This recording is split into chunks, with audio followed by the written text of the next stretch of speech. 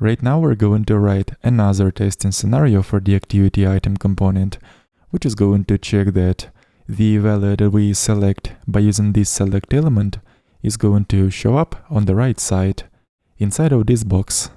And this red box is actually another component called remaining activity seconds.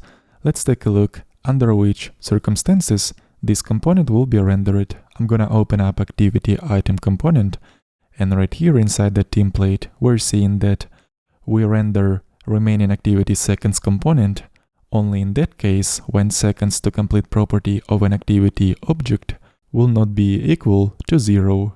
It is actually going to be pretty easy to check, so let's switch back to the test and create another testing scenario in which I'll say that it shows remaining activity seconds because we're about to test the fact that value of the seconds to complete property will be shown inside activity item component. First of all, I'm going to create new activity by using our helper function create activity, and in this case we just have to assign initial value to seconds to complete property in order to verify that this value is going to be eventually displayed in the rendered markup of the component.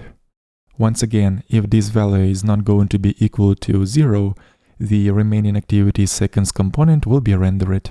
So now let's find that remaining activity seconds component by using findComponent method in this expectation. We can check that this component will receive expected activity object as a prop called activity. Let's also check which object we're going to get inside this prop. I'm going to print it out in the terminal. As you can see, we're getting complete activity object with the value of seconds to complete property assigned initially right here. And now I'm going to use basic to equal matcher in order to compare that activity object that we are passing into remaining activity seconds component as a prop is the same as we receive as a prop inside activity item component.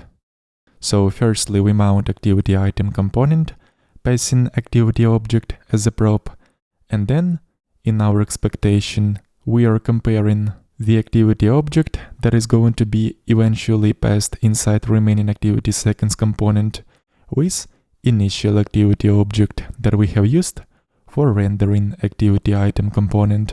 And if it is the same object, that means everything is okay and the test should pass.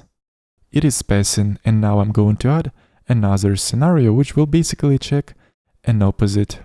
In case seconds to complete property of an activity is going to be 0, we're not supposed to see any remaining activity seconds component because it should not be rendered when seconds to complete property will be 0.